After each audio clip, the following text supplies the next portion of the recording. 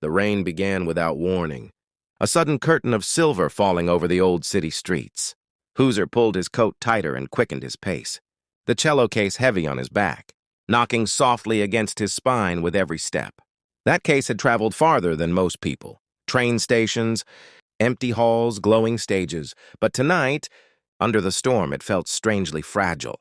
He had just finished a small concert in a dim cafe by the river.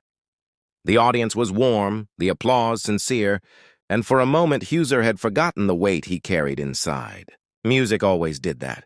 But as he stepped outside, the sky opened, and the rain soaked through his clothes within seconds. He ran, but the streets were slick, and fate has a way of choosing its moments. A sharp sound cracked through the rain, plastic skidding, metal scraping. Huser slipped. The cello case hit the ground hard, sliding into a shallow pool of water near the curb. His heart stopped. He scrambled to his feet and grabbed the case, water dripping from its edges. His hands trembled as he opened it under a flickering streetlight.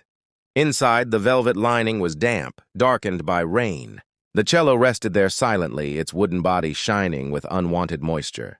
For a long moment, Huser stood frozen, the rain blurring his vision. This cello was not just an instrument. It was his voice. It had carried his grief when words failed, and his joy when life felt too small to hold it. Losing it, even to damage, felt like losing a part of himself.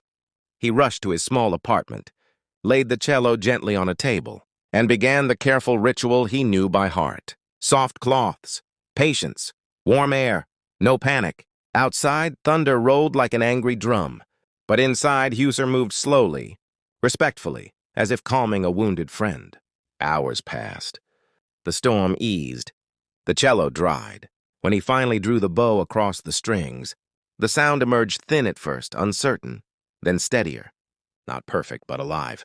Relief washed over him, followed by something deeper. He realized the rain had not ruined his music.